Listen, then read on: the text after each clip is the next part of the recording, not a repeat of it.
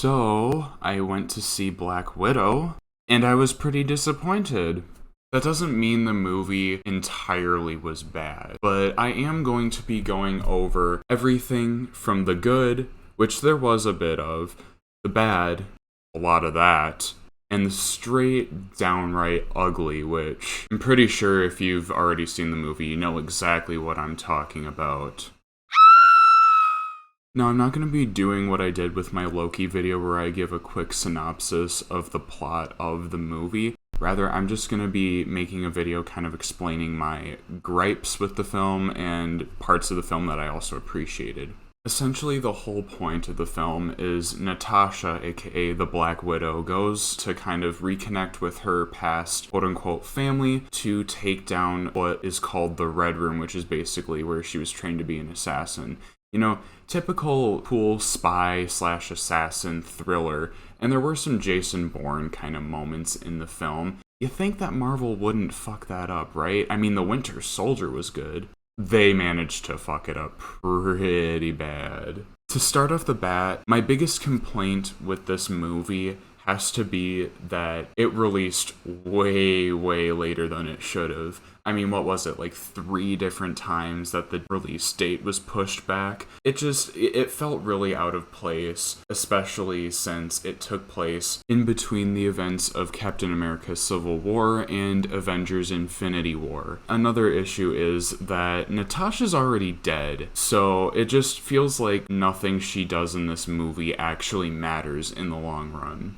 That brings me to my second biggest complaint with this movie, and that is, it just feels very unnecessary. I and a lot of other fans of Marvel movies have wanted a Black Widow movie for quite a long time, but the timing that it was released and the way the events played out, it just felt a lot more like a filler movie that had bits and pieces that were used to promote future Marvel projects more than it actually felt like an essential part of Natasha's overall story, because, let's be honest, she had more of a progression arc in the Avengers films than she did in her own solo movie.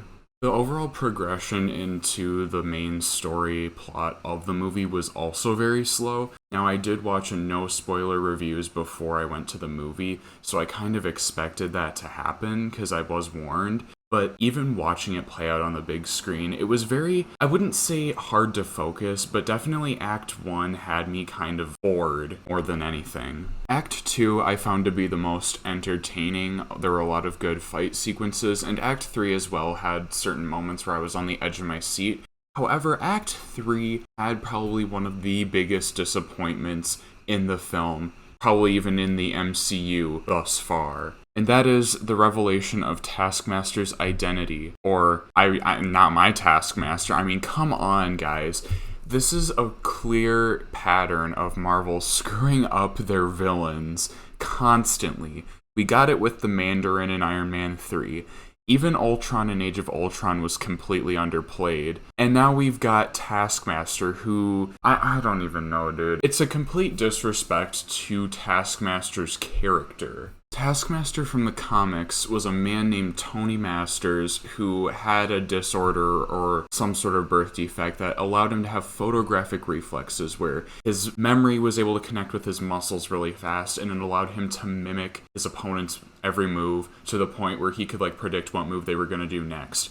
And Taskmaster in the MCU has been downgraded to some girl named Antonia, who's the daughter of the Red Room's leader Dreykov, who Natasha thought she killed, but was actually turned into a cyborg by Dreykov. Her whole entire superpower is based on the fact that they upload clips of the Avengers fighting, and that's how she has her memory. It has nothing to do with the photographic reflexes. That was a big disappointment, especially because early on in the movie, Taskmaster had some of the best fighting scenes in the movie. Also, the whole point of all the different Black Widows are just mindless drones under Dreykov's control, and how he controls them with smell. I guess you can look up more about that. The sense of smell is a huge plot device that kind of comes out of nowhere at the end of the movie. That's really weird. Yeah, it was just all over the place and I didn't like it.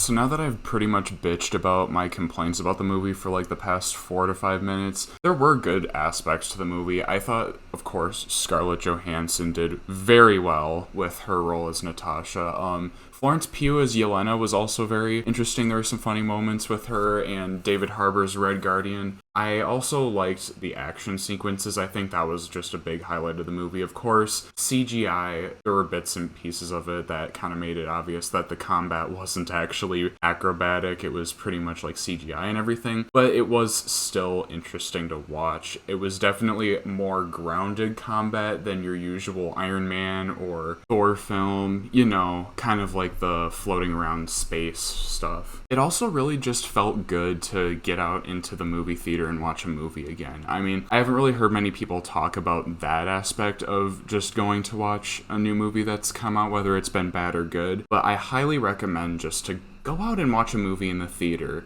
Support your local theater, do whatever. If you watched, like, nobody's gonna pay $30 extra on Disney Plus to watch this movie. If you do, you are an idiot because you wasted a lot of your money and a lot of your time with that money. It's much better to go pay like $8 for a ticket and sit down in the theater and watch a movie. And if you don't want to pay any money to see the movie, well, you know where to go. Regardless of the fact that it was good to see Natasha one last time as like a send-off to her character, as well as just good action sequences, I am overall just pretty disappointed in this movie because it sat in the cutting room floor, or whatever you call it, for 1 year before it was released, and they made absolutely no changes to it. The film that we got in the theaters was the film that was supposed to be released pretty much 2 years ago at this point. It's pretty disappointing that they had so many opportunities to be like, you know what?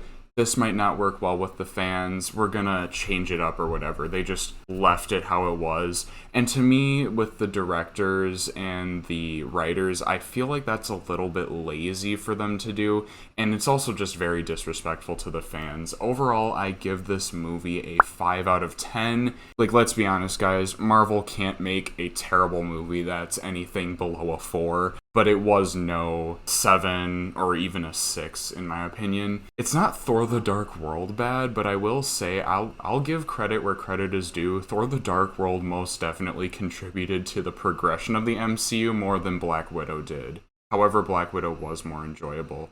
Anyway, with that being said, I will see you guys in the next one. Let me know what your guys' thoughts were on the Black Widow movie in the comments below if you've seen it. Let me know if you haven't seen it. I will see you guys in the next one. I'm out. Peace.